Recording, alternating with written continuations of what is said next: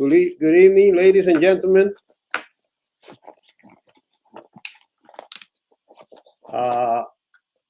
Welcome to another edition of Nick Dreams. That's right. SkyHoops, Knicks Dreams. SkyHoops, Nick's Dreams. Okay, where we talk all Nick. Mostly all Nick. Yeah, and to a further extent, the NBA in general and stuff like that. Okay. And by the way, we're also streaming on YouTube as we speak. Hopefully folks will be joining in and participating in our chat room and, providing some insight, giving us some more, issues or topics to discuss during this conversation. I am now going to hook up my my beats so that I can hear you better. Okay. To hear you the better to hear you. Yeah. Okay. All right. All right. Now here we go. Now you're big time with beats, huh? We're in the den. What happened here? Something changed about my camera. I see you have your Patrick Ewing jersey behind you, huh? Yes, sir. I'm a little bit before that time, but he did give me lots of good memories and one not so good memory. Okay. the finger roll. The finger roll. Against roll. Indiana. Against Indiana. The hated Reggie Miller and the Indiana Pacers, who pushed his way into a Game 7 win at the Garden. And he scored like about 9 points in about 30 seconds or something like that. Right. And killed our dream for that year anyway. But anyway, here we are once again, looking forward. As they say, hope springs eternal. So in the beginning of the season, everybody's in first place, and so are the Knicks. Even though not anymore, because we're into 4 games into the season. And though we had our opportunities in each and every one of those games, at least for a half, we finally broke through and played a full game against the Milwaukee Bucks. All right, a very strong, full complement. No, nobody injured. There was no excuses that we can give the Bucks for, so that it was a Knick win, not a Bucks loss. We took and we gave them a taste of their medicine, what they're used to doing to other teams, more than what they used to doing to other teams, because we actually, basically blew them out. The final score, it does not reflect the largest lead that we had in that game, which is about 25 points at one point. And, it was wonderful to see that. All we need from that is to follow it up with a consistent effort, win or lose. We got to have that consistent effort on the defensive side, which then creates easy opportunities at the other end, which then generates energy and a sense of confidence. And, the ball just starts, like a snowball effect. It starts out like a little snowball, and by the time it gets to the bottom of the hill, you have a boulder. And that's what they need. They need that extra boost of confidence. It's a shame that we don't have any fans. I think the Garden would have been rocking on Sunday night, and who knows if we would have been one of those fans in the building enjoying that wire to wire performance. Yeah, that's for sure. I mean, definitely. I'm pretty sure had it not been for the pandemic, of course, we would have had a pretty much sold out Garden. Especially when you're talking about Milwaukee and the Greek Freak. That's going to be a draw. Him by himself. Coming in against the Knicks. Um, and then for them to play the way they played, yeah, I could only imagine how loud it would have been in that arena and how excited the Knicks fans would have been to watch it in person. I'm sure, they were pretty much excited watching it virtually, watching it from home. But Hmm. again, nothing beats the electricity of being in the Garden during a game like that where pretty much they were winning, from opening tip to the end of regulation, pretty much. I I think they might have scored 150 had they been fans. The last time I remember the Bucks was basically 2 years ago. I don't know. We were at that game, and um, KP was being helped off the floor with a ruptured Achilles tendon against the Bucks. That's my last memory. Now this will be my last memory of the Okay, Knicks. okay. And speaking of KP, unfortunately, he's cursed. He has that curse of the big man. Mm. With the leg injuries. That's gonna happen when you got a guy that size. Unfortunately, history seems to repeat itself. When you've had other players out there the same size, they deal with leg injuries after leg injury after leg injury, and it doesn't bode well for a big man to have leg injuries or Wait a foot minute. injuries. My thing is, what about Lou Alcindor? You remember that name? The blast from Yeah, the past? yeah, What yeah. about Bill Russell? What about Wilt Chamberlain? Okay, Those were big men. I don't so remember them having leg injuries. all right, but then you have Bill Walton, you have Okay. Ralph Sampson, you Okay. have Yao Ming, So you now have we're saying they're soft. They're Greg being Oden. softer this year. They're all softer than they were I, back in the day. I don't know. I don't know what you attribute it to, but all I can tell you is that for every healthy big man that you may present, there's Mm-hmm. an equally unhealthy big man. Okay. And most of the injuries that, I guess, you know, eliminates their career or ends their career are leg injuries. Right. And of course, for a basketball player, leg injury is not good regardless of what size you are, whether you're, a 6 foot guard or 5'4" or 7 feet. No leg injury is good, but more so for a big man. Right. That's problematic. So, you know, so much for KP, but we dodged a bullet there. We dodged a bullet.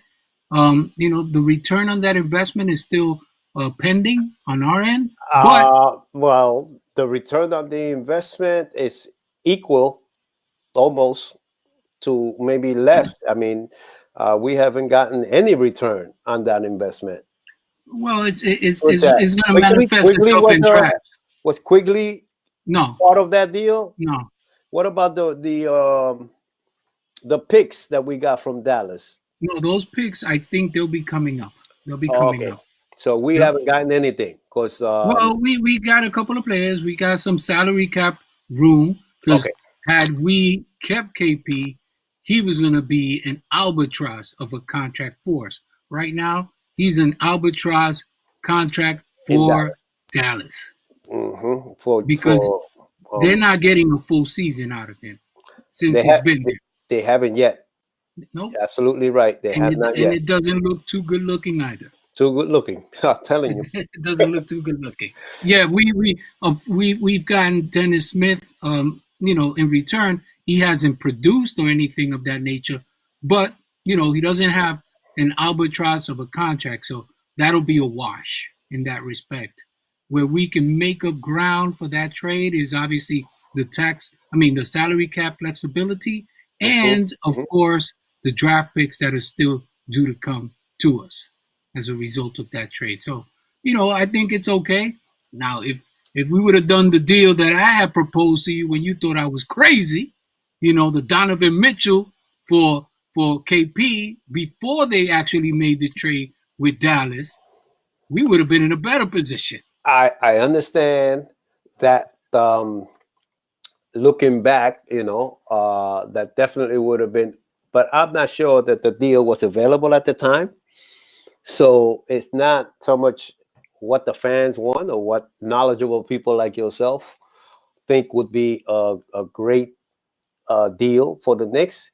We have to still leave it up to the staff, the general manager and the president and the owners and the player personnel people to make those type of decisions, Yeah. which Yeah. is a shame. Yeah. So, because sometimes, man, I was just having a conversation at the barbershop today Okay. that as Frank Ntilikina was being called up to to go up to the podium to be congratulated as a pick for the New York Knicks, the first person to wish him good luck and to, say, all right there in the picture was Donovan Mitchell. Okay. And I'm like, oh my God, And so at the barbershop, they were saying that he grew up around here, man. He's from New York. And that one of the guys that was sitting there was saying how he watched them play in the games around White Plains and, the Westchester area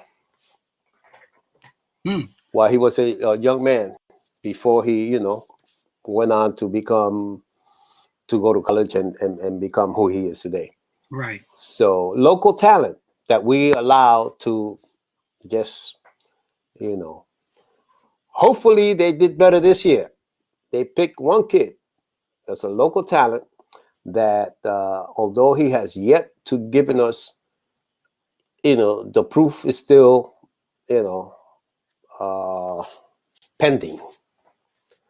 All right, but the expectation is that he will turn out to be a solid pick. And you're referring to Obi Toppin. I am referring to Obi Toppin, Okay. Yeah, no, Obi-Wan Kenobi, which is my AKA name for him. aka Obi-Wan. Yeah. You know, he definitely has tremendous potential. He has the NBA body. He just has to learn the NBA game. Because of course when he was in college, he was more of a man child playing among boys.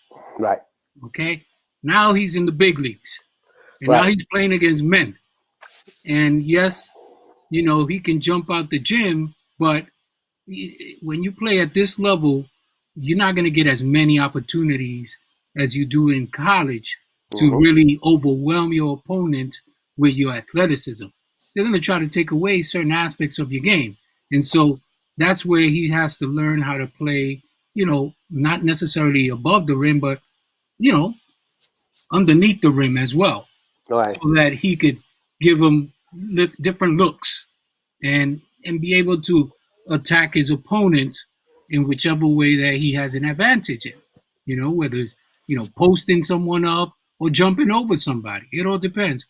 Or running on a break and catching a lob and then throwing it down. So it right, all depends. It all depends. But definitely, the one thing I've seen regarding his game is that he likes to shoot that three too, and I think he needs to let that three evolve as the game progresses. Don't automatically come in firing, shooting threes. Go to the basket. Try to get the easy layup. Build a little bit of momentum that way, confidence that way, and build a mid range shot. And also, then every now and then when you have an opportunity for a three, you shoot it. But don't come in there firing threes the minute you get there, because if you start missing, then that doesn't help your confidence. So you right, gotta build yourself up at the same time. And the way I think a lot of these players need to really approach the game is, get what's easy first. The low hanging fruit, the layups if you can. because that will give you that confidence to say, hey, okay, I got this one and I got that one. Let me step back a little bit more, maybe hit a mid range, or if not, I feel confident enough, I'm gonna hit this three. But if you come in firing threes and start missing threes, now you start second guessing yourself, and that's part of the learning curve. And as a rookie, I think he'll learn that. He'll learn that. It's just that in this day and age, right now in the NBA, the three has become such a potent shot, and analytics has influenced that. And also, the Golden State Warriors, what they did during their dynasty, where they had two of the most, all-time three-point shooters, a lot of people started playing this copycat basketball Uh-huh. without having bona fide shooters. But Uh-huh. just because that worked for Golden State doesn't necessarily mean that it automatically works for any other team, because you may not have those kind of shooters to really match up. But this is what we're dealing with, and I would like to think that, especially with Thibodeau, he's an old school coach, and he's gonna talk to these guys and get them to understand. Look, let's work it inside out. We could still work it inside out until you get the confidence and you get that percentage up, so that you could shoot more threes. And that was exactly what I was hearing as you were talking. Inside out. Go inside first. You know, don't worry about getting hit, getting fouled, getting smacked around. Whatever happens, happens down there, man. It's basketball. You know what I'm saying? Nobody's out to get you, but things are going to happen. And some people are scared of the contact, maybe. I don't know. But big guys' game should be from inside out. And, we had this conversation before about the ridiculousness of Mitchell Robinson practicing three-point shots. You're a big man inside. You're in the paint player. You're not a three-point and outside of the three-point line player. That's not where you need to be, because we need you to do some offensive rebounding too.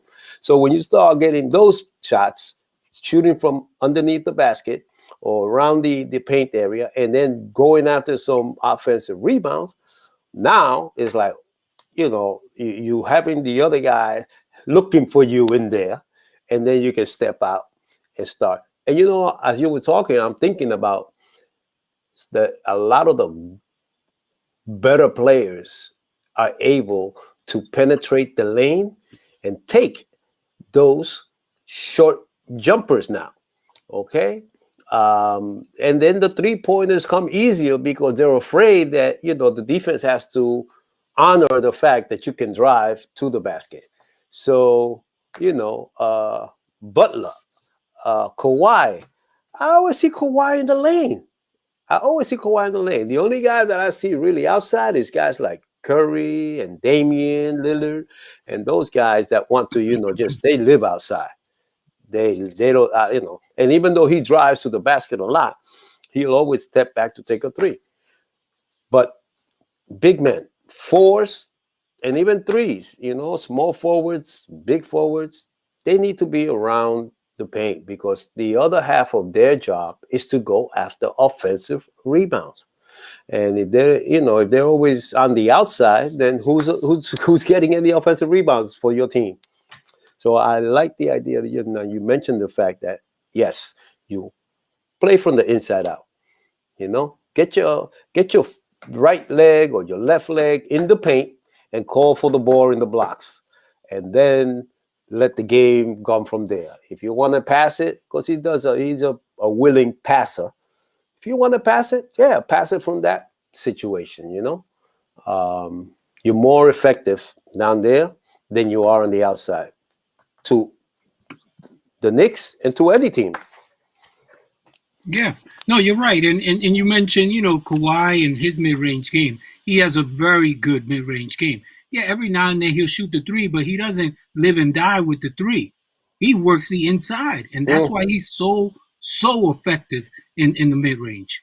And I think it's a lost art, because right now in this era we're talking about threes all over the place, and team shooting. What the other night, I think it was the Brooklyn, they shot like 47 threes. Is that in the loss? Yes, I think they shot seven. They made maybe 17 or something like that, but they Yeah, shot 47. right. I mean, that's unbelievable. It's again, you live and die with 3 pointers because yes, like you said, the analytics of it, a three is better than a two, and but you're missing three. You know, you also at a disadvantage over the other person making two. So if people continue to make two and you continue to miss three, you're going to be losing that game. For sure, for sure. And the thing about it also is in this generation, you have a lot of players that when they start focusing on their mid-range game and their low post games is after they lost some of that athleticism. I'll give you great examples of great players back in the day. Michael Jordan, Kobe Bryant. These were athletic type of players that can take you off the dribble, dunk it over you. And, Michael wasn't a big 3-point shooter, but he shot his threes every now and then. Matter Mm-hmm. of fact, he won a championship because he made a big mark on a finals against Portland where he shot six threes and he didn't even know that he's going to be that efficient. But Okay. nonetheless, that was his thing. But as he got older, he started working that mid-range game. Mm-hmm. Kobe did the same thing. When he started losing some of that athleticism, he started to work that mid-range game. So what I'm saying to these young players now today is work that into your game early on. So you can have one more tool in the toolbox that you can pull out the bag and drop it on somebody. Don't wait Mm-hmm. till you lose athleticism. No, you want to be, multi-dimensional in your approach offensively. You know what I'm saying? I'll tell you another guy, one of my favorite Nick of all time, if not the most, impressionable Nick player for me was Bernard King. Bernard King, Bernard the King, king of New York. you know, and that brother would go in and he had 9 spots in the mid range around the paint and on Mm-hmm. the baseline. And that's all he would practice. So when it came time to game time and he was on the floor, and depending on what the defense was trying to take away, he not only had his regular shot, but he had a counter off of whatever the defense was going to do, Right. all within the mid range. Yeah. And that brother was prolific. Yes. I Yes. I mean, don't. he, I he don't was understand that. unstoppable. I don't understand why that shot becomes so available. Most of the time, you get into the lane and you basically can take a shot by yourself. And the big men are backing up to make sure that you don't pass the ball.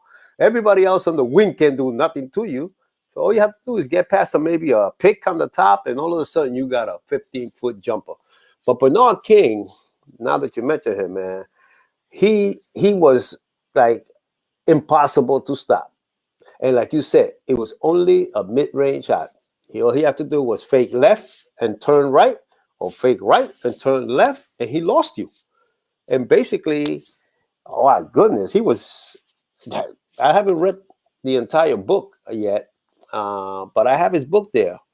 I think I got it from the garden one time that we went there. Um, but yeah, absolutely, Bernard King. Bernard King. Okay, the king of the mid range. There you go. There The was no, king he was he of was the mid range. he was Exactly. no 3 pointers on his game. It was like all in the And he dropped 50 on Detroit. and and 60. I think Boston. I think it was. You understand? All mid range. All mid range. Hmm. Oh my God. So speaking of mid range, and how do you like the Peyton's comeback? I mean, I've been, and you know this because we've been having this conversation since last year when Peyton first came onto the scene. And I've always liked Peyton's game. I know that he's not your most athletic point guard, but he can manage a game.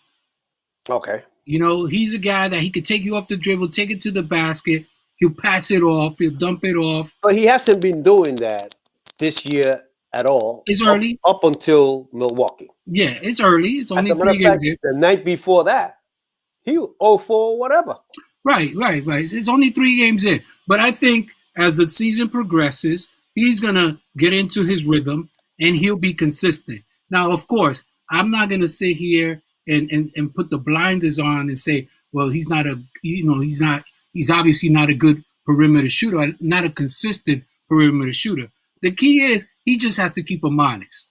Okay. Rondo wasn't the most prolific perimeter shooter, but he worked on it. He just made it, consistent enough that at some point you had to come out to defend him. But he made it up. He made it up in distributing it. Distributing, making sure other people are in the right place to make sure that they score. And I see that kind of potential in Peyton, not only in that role right now, but eventually when you bring in a Quickly or any other point guard that you want to, put in the forefront as your point guard of the future, I can see Eldrin being that point guard whisperer Okay. as a veteran and showing him, okay, look, young buck, you Mhm. got all this talent and you can take it to the whole. There's things you can do that I can't do, but let me share a little bit of insight based on experience on how you could take your game to that next level. And then if for whatever reason he doesn't get it, that young buck doesn't get it, then Peyton can go out there and show him, look, this is how you set up a teammate. So I think keeping Peyton is a very important move. He he was with Orlando, if I'm not mistaken, right? Yes, He came yes. from Orlando, He got drafted. and he was a shooting guard over there. He wasn't even their point guard. Okay. I don't remember if that was his primary role. I don't have all the particulars, but I'm guessing here, and I Right. thought that because I know that he was a decent scorer.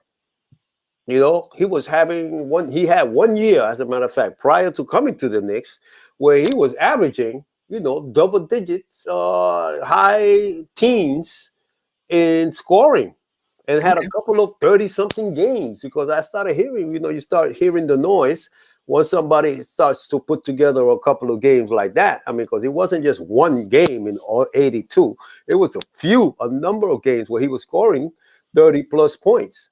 So I think we brought him in here not only as a point guard possibility, but also as a scoring guard.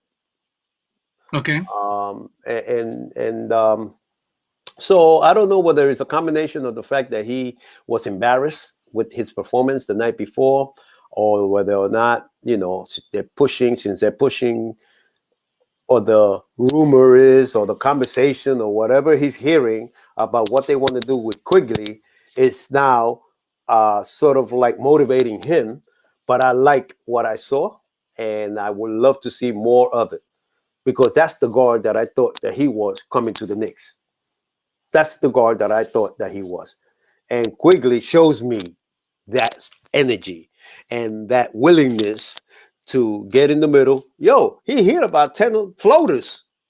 That's what I mean by, that we were talking about the mid-range. That's it. It's right inside the 15 feet area, right beneath the foul line, where you can just float the ball in there, and the big man either has to commit to you and you can pass it, or he doesn't commit to you and you can shoot it. But if he doesn't commit to you, then he's not going to have the opportunity to block your shot. Hit him with the Mark Jackson teardrop. The teardrop, man. The teardrop. I don't know, why more people don't use that stuff.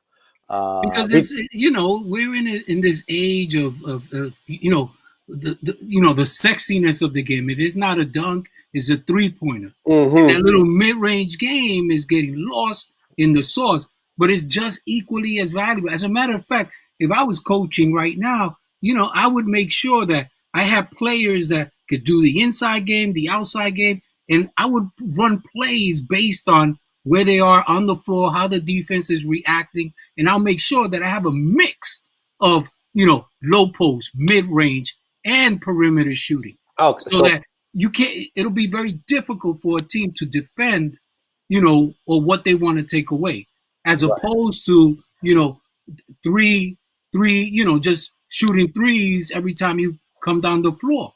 It's easier to defend that because then you just press out to the perimeter. Or sag, play, play, Right.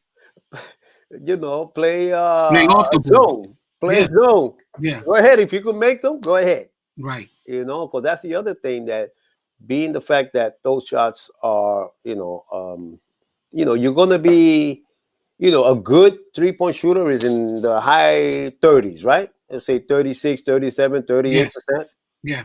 Okay. Between 35 and 40%. So that the majority of the rest of the league is really shooting it at about 30 to 32%. Right. So if you play a zone defense and sack down, you're going to make 30% of those shots, but that means you're missing 60% or 70% of those shots. Right. So 7 out of 10 shots you're going to miss.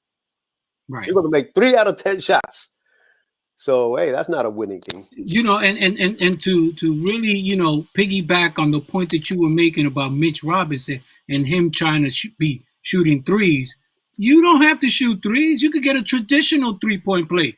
You lay it up, get fouled, and get to the free throw line and shoot a free throw. Which is basically the way that he gets 3 points. Yes. All the time. Exactly. Just, he might miss the foul shot here and there. That's okay. But maybe that's what he needs to do. Start 80% and above. Exactly. From the foul line. From the free throw line. That'll be your 3 points. Exactly. Again, speaking of Mitchell Robinson, the next thing that he really needs to do is talk to Kareem Abdul-Jabbar so he could send him a tape of the footwork for SkyHoops. SkyHook. Hit him with the SkyHook. Right. That's so. Bring it back. Hit him with the SkyHook. Yes. No, right. I hear you. Listen, it's a lost art. Unfortunately, no one's really used it. Not many big men even borrowed it. I know, and it's a shame. Imitate it. I mean, and if they did it in minor instances. Right. But they didn't do it consistently. No. That was his shot. Yeah.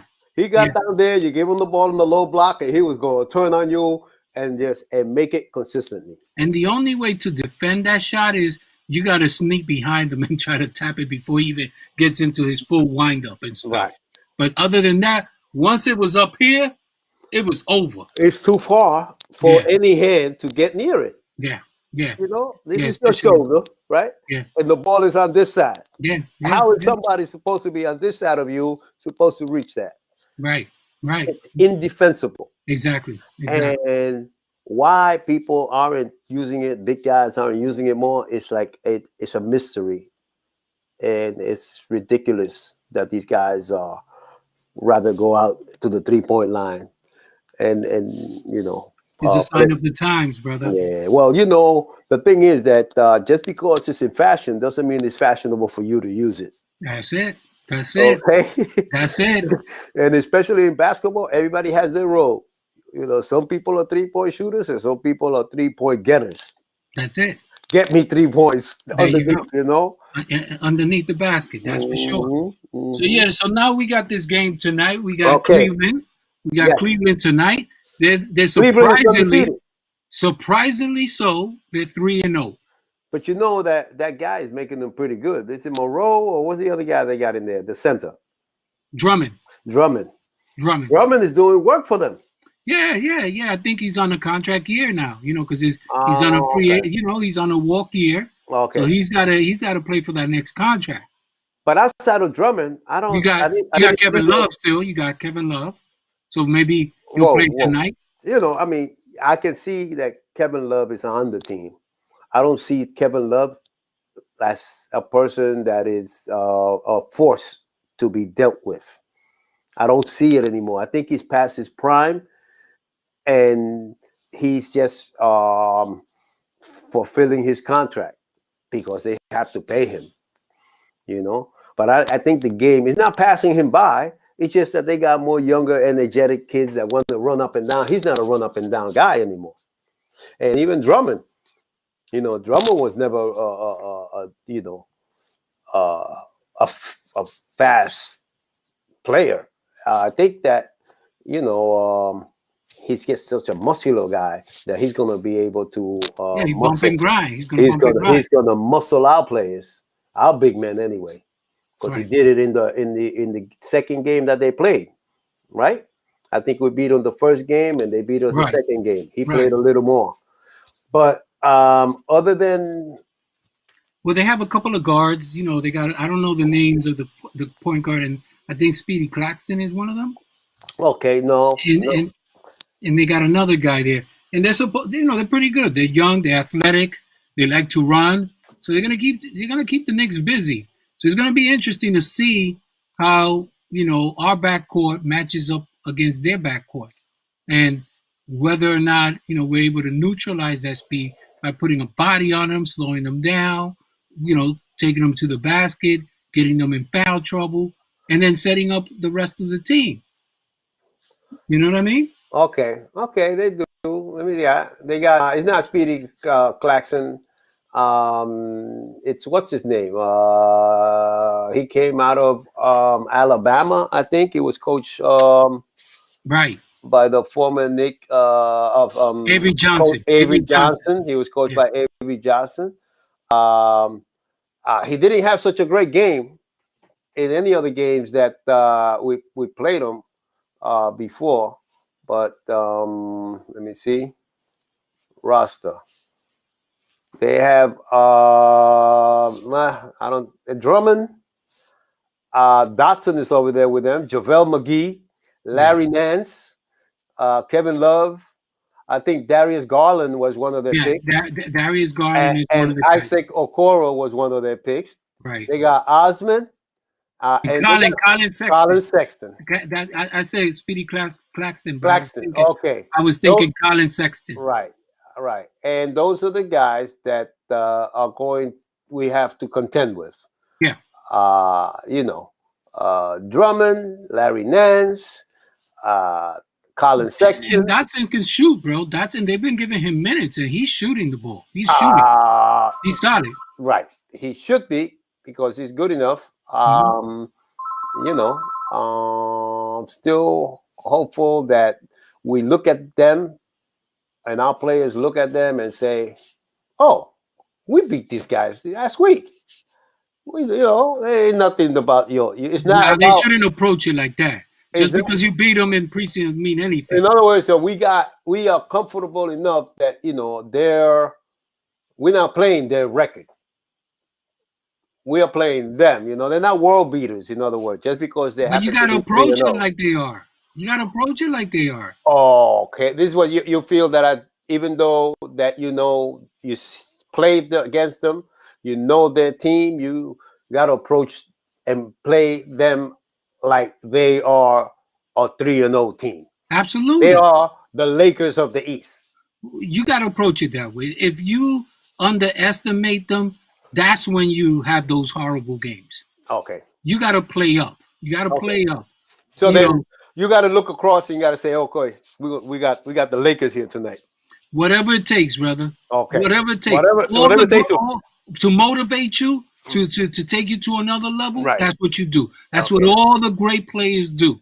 They take whatever little angle. Michael Jordan, he used to do that a lot. It didn't matter. It could be something totally off the wall. Somebody said something, or Van Gundy called them, whatever. Right. And he used it as motivation. Right. He ain't going to score 55 against us. You understand? He's going to score 55. You understand? So, of course, when he was facing the Knicks, he probably thought about the Knicks. They don't match up to us. But he was looking at whatever edge. That was the other thing. When he looked at the Knicks or even Indiana or even anybody in the East and Boston, he like, man, please, man, come on, let's play this game. Let me show you. Let me show you. Let me show you Michael Jordan. And I'm saying the Knicks are not there yet. The Knicks are not Michael Jordan. And I understand not taking your opponent lightly or even downplaying their accomplishments. You got to say to yourself, damn, that's a 3-0 record. We better come with our A game. They are what their record. That's right. They are what their record is.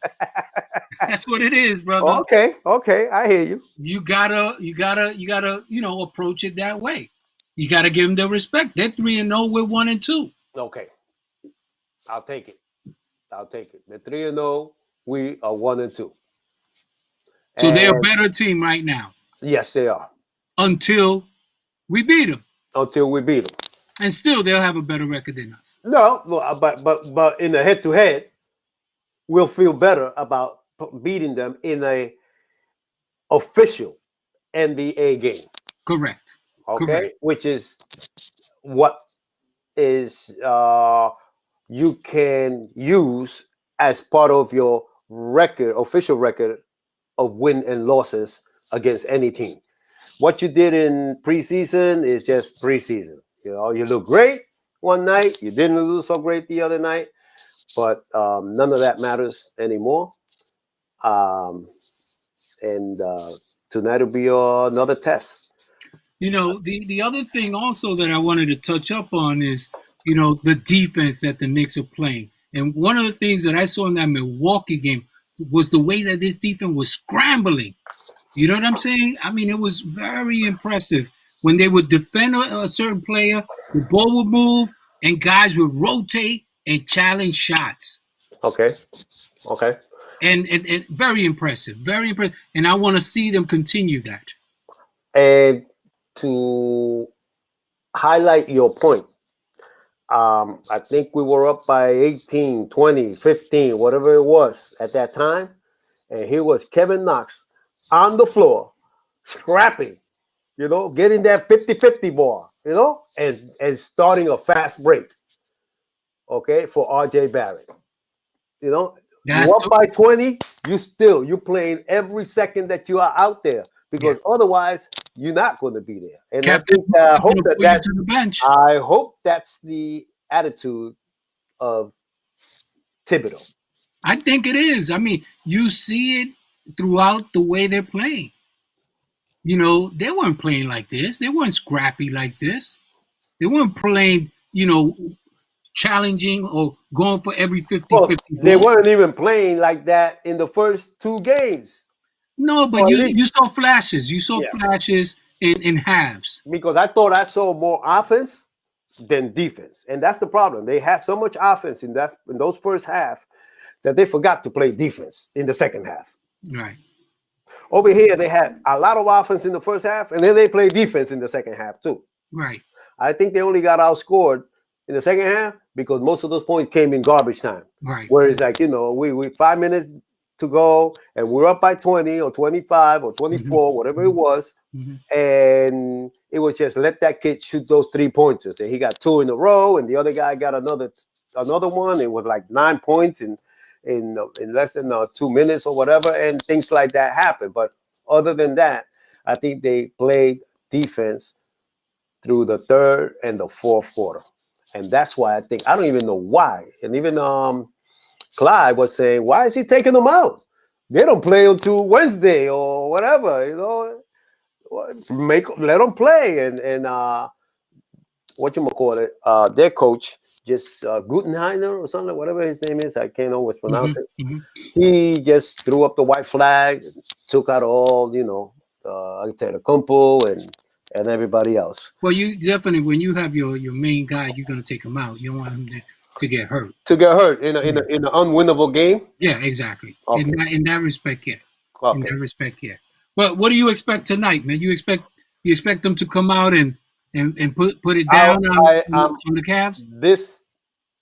Listen, I think we go through this every conversation, and every conversation that I have outside of this podcast, and that is, man, I want effort. I want the same effort consistently. That's all.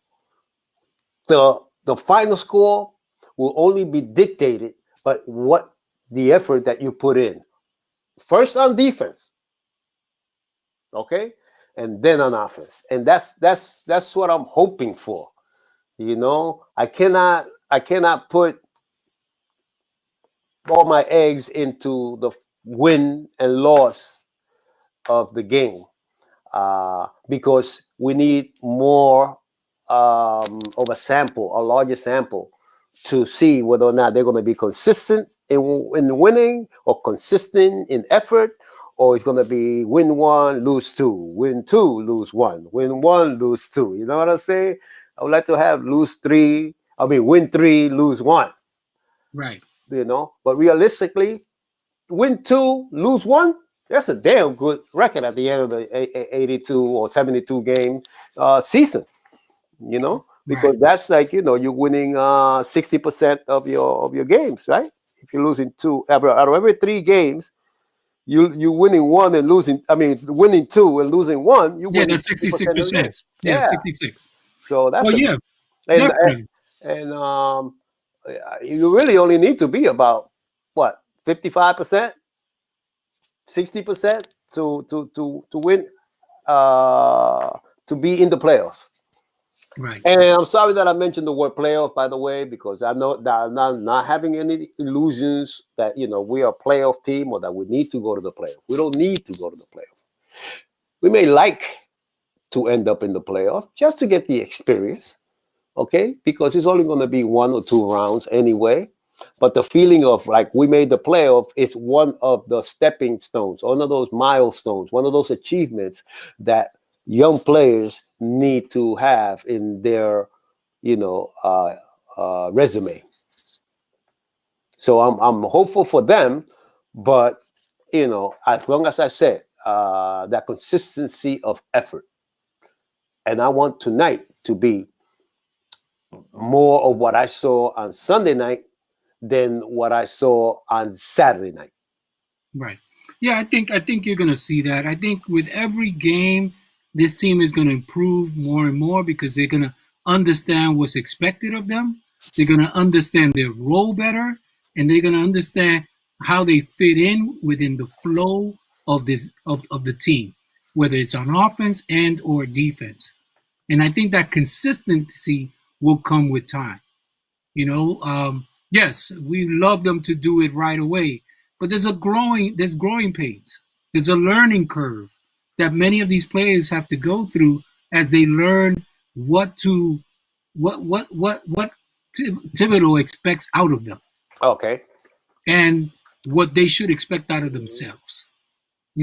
How they should hold each other accountable for the mistakes and the accomplishments, and that way you'll see that consistency as they move forward. Okay. So And, this is the injury report. Okay. Alec Burks, day to day.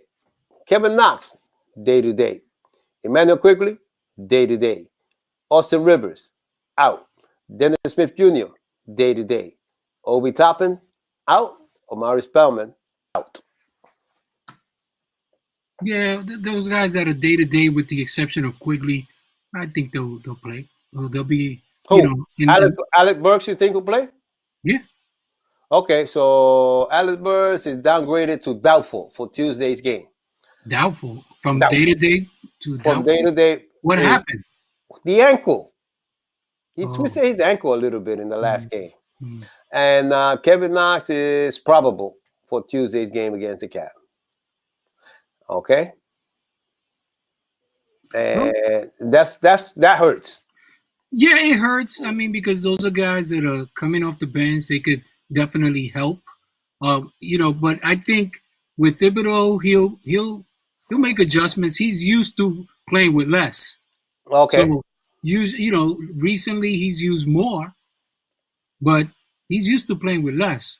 Okay. So So here goes your guys for the injury report for the Cavs. Kevin Love out. Matthew Dellavedova out. Kevin Porter Jr. out. Isaac Okoro, day to day, will not play in Tuesday's game. And Dylan Windler out. So, they're shorthanded too. Okay, especially with the Isaac Okoro and maybe even Kevin Porter Jr., who plays a little bit of them. But then we have, of course, Dotson, who's coming back with some kind of, emotion about being dealt. I don't know. Like you said, he's been playing pretty good. yeah, yes, You yes. know.